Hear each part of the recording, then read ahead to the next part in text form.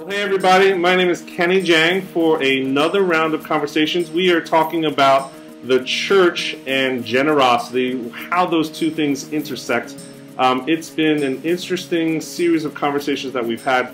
Today, I have the pleasure of bringing on board another expert in the area, Todd McMichen with Auxano. Welcome to the program today, Todd. Very good. Thanks for having me. First of all, thank you just so much for spending time with us. You are out there working with churches and ministries nonstop in this area. Before we begin, why don't you just tell us a little bit about who you are, your role at Auxano, and the types of ministries or organizations that you serve. I am the Chief Campaign Officer with Auxano. We have two corporate offices, one in Houston, Texas, the other one in Nashville, Tennessee. We've got probably 12 to 13 navigators across the country, consultants. We call them navigators, and we are in and out of hundreds of churches every single year. Our foundation is vision clarity, and everything we do is based out of that. But to support the vision clarity work we do with clients, we do resourcing, communication, execution, discipleship, and a variety of other services to help folks live out their vision. And I get the privilege of helping folks resource their vision. I love the fact that you're doing the work in this specific, I guess, niche area. And what I think most people don't understand, at least your approach and your perspective, is it's not just this little box that you can check off, and rather it's a pretty radical approach in a sense of rethinking how you do everything, how you do all of church, right? It's not just a program or something you buy and one and done, right? Yeah, and the church has been at a huge deficit in how it's operated. Really, back in the 60s and 70s, all the church knew for resourcing was a 3-year capital campaign, and that's about all everybody knew. And then we went through this massive period of silence because money was such a bad topic in the church. And then the last decade, it started to resurface with the popular theme of generosity, which is really fueled by some crises like 9/11 and Katrina and things that caused pain in our country. So generosity started to surface. Of course, the recession was a big factor in that as well. But we're seeing now, several years after the recession is broke, we're seeing a new business model out there for churches that actually are practicing and living out a whole new model of generosity, and it's exciting. So one of the key terms that I'm hearing over and over again now, it seems to be a popular buzz term, is this culture of generosity, that Right. You need to develop this. This needs to be something that you guys live out, has to be inserted into the DNA of your church.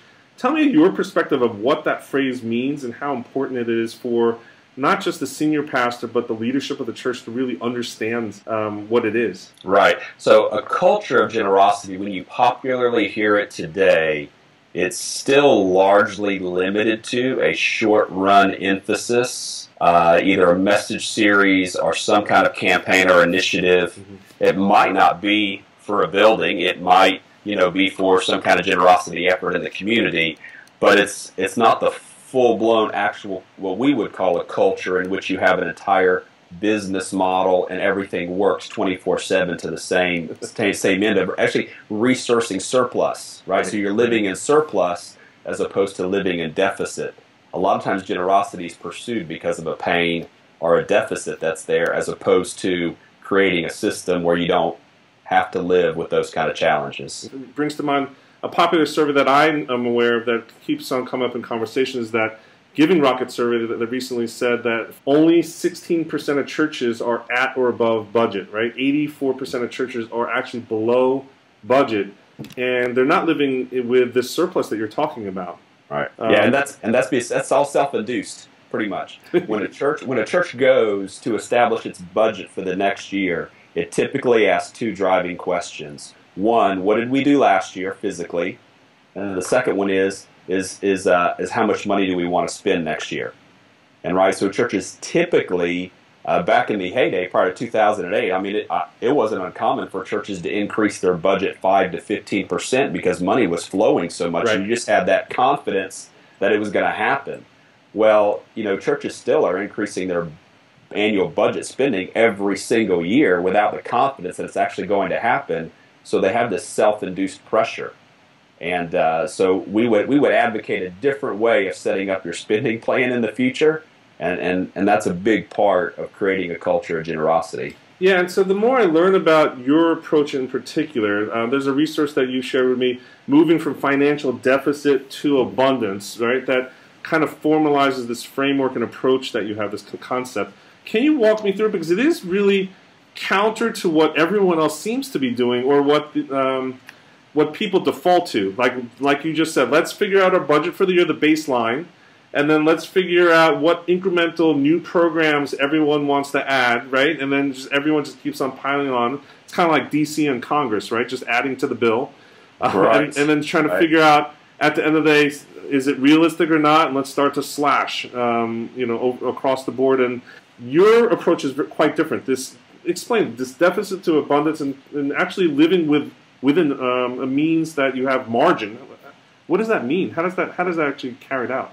Right. So, I mean, the normal pattern is to create pain, right, which is to create a budget that we really don't have a plan to meet. We don't have a plan to meet it, but we, by faith, right, in bold vision, imagine it's going to come in and you get competitive throughout the year and you start cutting stuff back. And it doesn't feel good. No. It doesn't feel good to anybody, right? So let's back up and let's talk about it a different way. One, vision clarity is really, really important because you don't have to do everything you think you need to do, and you definitely don't have to do everything you think the most successful church down the street or around the country is doing. So part of it is getting a clear vision as to what your resources are and where God's at work in multiplying your ministry first, because that helps you say no to things you're currently funding. That might not be the very best thing for you to be putting your resources towards. The larger a church gets, the more it keeps funding older things that may or may not be the best use of those resources. Right. So one of the things that I've heard you say is that your vision always outpaces your resources. And leaders tend to think big and they tend to think growth optimistically. But when you use the term vision clarity, is that just a code word for being ultra practical, saying that you really shouldn't be doing it all? You need to be really practical and double down on what you think you're good at and you're called at, and get rid of this excess? Yeah, it's got a big, huge God dream to it though too, right? Because when you understand what God's called you to, you couldn't imagine how much freedom that gives you to dream. Yeah. When you see God focusing you in as a church, right? Every church has a unique wiring. I mean, and a lot of people listening to this have been in a lot of different churches, and we could easily say this church is great at this is great at that, and so when you begin to lean towards how God's uniquely wired you and you focus, it does create an exponential dream. I mean, an exponential dream. So it wouldn't shrink back your vision, it would focus your vision. Focus. Right? And so then when you begin to align your ministries towards that, with everybody doing the same thing, you're not asking anyone to do less in some regards. You're just asking them to put the energy all towards the main vision and the main dream, which creates a money savings and creates exponential return. And so then also your generosity front is no longer based on need or initiative or crisis. It's now based on a clearly articulated vision that your people intuitively get because they've watched God bless how you've been working in the past. Gotcha. So, I mean, it has a whole lot of practicality to it. So, yes, it's practical, but also it is exponential in the terms of the freedom to dream and think, too. It's almost un-American, though, to live within your means, right? Right. And that's what we don't get, right? No one would plan your family this way. Right, so I wouldn't plan my next year's family budget to be spending 110% of my current earnings. Right. You know what I mean? You just wouldn't do that to yourself. I guess many do, right? Yes. Accidentally through credit card spending and what. But you don't go out and say, I'm going to force my life to live with that kind of pressure. But one of the real trends that we see is that when we walk into a church and it's only spending 90% of its previous year's receipts, instead of budgeting on 110, when it has a clear vision and has focus, and its resources are spending 90% of previous year's receipts, it is amazing the difference. One, in the tension in the room, and in the conversation. It's no longer what we can't do. Everybody knows that we've already told God we're ready for whatever it is because we're financing it in advance. Interesting. So Well, one question is, how transparent do you prescribe ministries to be? Because I know the leadership team typically understand the finances and how much margin and cushion that they have as a result of that, and all the golden opportunities they now are able to serve when it comes their way, instead of operating out of crisis mode. But do you filter that information all the way down to the people on the street, the ministry helpers, the staff, the entry-level staff? Like how transparent are you with that type of financial structure and operations? Yeah, you got to be careful with that, how you answer that, because some churches have had some really bad experiences in like their pastor's salary being in print, right? So I want to make sure I'm not being heard to say that. But on Sunday morning, in front of your entire audience, I would not be afraid, and I would say regularly, you need to tell people how money works around there. Because whether we like it or not, we still live with the remnants of the 1980s, when several popular ministries came under fire. Right? Today's pastors, young guys, we're watching Fox News or CNN when those things were on the TV, but they're living as if it still happened yesterday. They don't understand, right? And so we need to tell a better story, right? And so if you look at another nonprofit that's not a church, they tell a great story all the time. They're not embarrassed to tell their story at all. And you have givers out there who need confidence in your organization. So I would not be afraid to have an honest conversation with any employee, any volunteer, and from the stage on Sunday morning, Saturday night, whatever your venue is, on a regular basis to let them know we handle money really, really well around here. And it also goes to make a difference, not just meet a budget crisis in our church. And here's the great things that happen with it.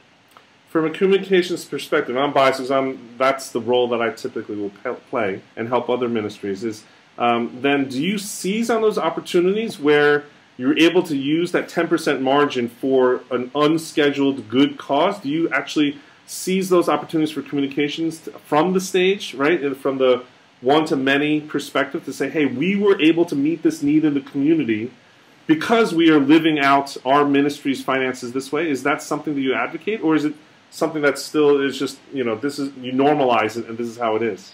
No, I think it's a great tool to use with your people, right? A crisis happens in your city, and instead of having to ask for emergency giving, you stand up or even put out in social media during the week, that day, we want you to know that on your behalf, we've already acted. We've sent X amount of bottles of water to that city. Thank you for being generous so we can do that. So it shows you can act immediately. It's a great discipleship moment. But also you have to think about the time that something big happens. Like I have multiple churches I'm working with now that are given entire campuses in the middle of a year. Well, no one budgets for God to give you a campus to start running, right? So because they have excess and surplus, they can seize that God opportunity right then and there. So imagine telling that story on a weekend. Wow. Imagine now telling that and recruiting volunteers to go be a part of something that's a God movement. It's a when you're sitting on the platform of vision and surplus and it releases a lot of great stuff in your church, versus always trying to push yourself to climb up that mountain to get to where you need to get to pay something that happened in the past. Now, I'll push back a little bit here. What do you say, though, to those 84% of churches that aren't meeting budget right now, and you're telling them to live within less means? How do you transition those scenarios that you meet in that type of circumstance? Right. So here's the confidence that whatever God calls us to do, He resources.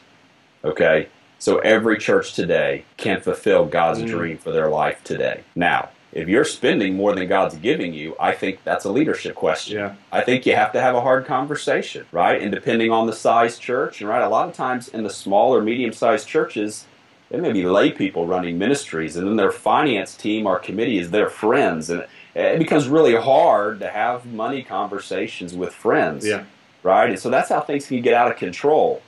But it takes time too, right? If it's a big issue, we see churches spending, say, 50, 60, 70% on staff, and we help them understand, we need to move that number down. It takes a little time to work through something like that. So you can give yourself years if it's especially painful, right? But it doesn't take as long as you think, and it doesn't excuse misspending money, right? We should not do that. No, never. Great. As we close, there's a great tool that you have, the Generosity Dream tool, that I think probably is one of the first steps to becoming self-aware and articulating a lot of the things that we talked about today. Can you share a little bit about that Dream tool? Right, yeah. It's real practical, where we help the church think through some of the issues in the whole generosity new business plan, as we call it, versus just a culture or initiative. And at the end of the tool, we actually give you the chance to plug in some of your numbers and watch your church over time begin to achieve some financial dreams. We run a little bit of a model on a church that has 1,000 people, has a $1.5 million budget. We just adjust what we call their generosity drivers. And we adjust their generosity drivers by 2% each year. I mean, 2% is just not very much. Right? And so a church of 1,000, 1.5 million over 5 years achieved over $600,000 of surplus. Whoa. By just adjusting 3 generosity drivers at 2% annually. 2%. 2%. And that's how we were getting them to go from 100% to a 90%. So when you see it, it sounds crazy when we first introduce it to churches and they think it's ridiculously impossible. It's really not. And there's a lot of churches that we show up and they're already operating this way. You know what I mean? They're just not getting the attention that they need, because what we know is, a financial management class, and we know a 3-year capital campaign, and we know these drives to get money in quick, and we think that's a generosity culture, as opposed to it actually being this unstoppable strategy that's behind the scenes. Wow, interesting, very interesting. And at the end of the day, it does seem common sense, right? If you are living a healthy, integrated, intentional, I guess a program, your whole budget and all your programs are lined up that way, it just makes sense that you would have opportunities to grow and be steady in everything that you do, in delivering all the ministries. It's not rocket science for sure once you see it. Unfortunately, it feels like rocket science. It is very common sense. But when your lay people start to watch you operate that way, their confidence in you as an organization goes way up. Interesting. So it just encourages more and more generosity. I mean, that's the part where you start to get it in this exponential experience. Gotcha. And from your perspective, this isn't a 18-month campaign or 40-day campaign. This actually needs fundamental commitment to changing how you do the business of ministry, right? Right. It's the way I would say it coming, I own my own business for over a decade. It's a brand new business model for the church. It's not an initiative or an emphasis. It's a brand new way of doing business that after you get it ingrained, and it takes you 3 to 5 years to get all your systems lined up, but after that, you're operating on overflow then.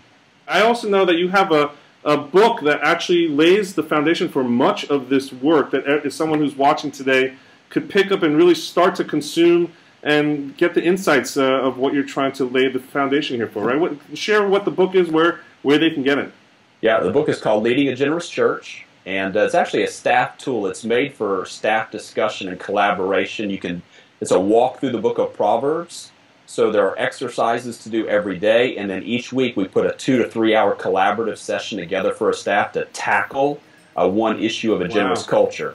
On the back end of it, it's got some sermon options for you. It's got a sample calendar in the back.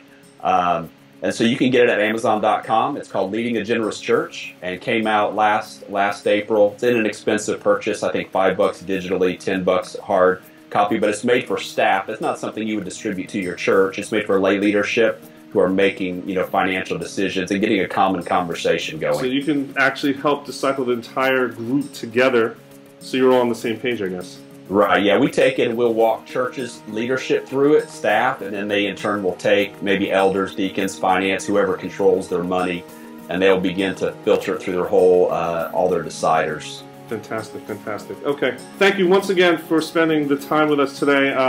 What is the best way for people to get in touch with you? What's the easiest way? Easiest way is probably email, Todd, T-O-D-D, at Auxano, AUXANO.com. Thank you so much for your time today. Appreciate it. Drop a comment below, like and share this post so that we can continue to share with the kingdom across the board. Thank you so much for joining us today. Thank you.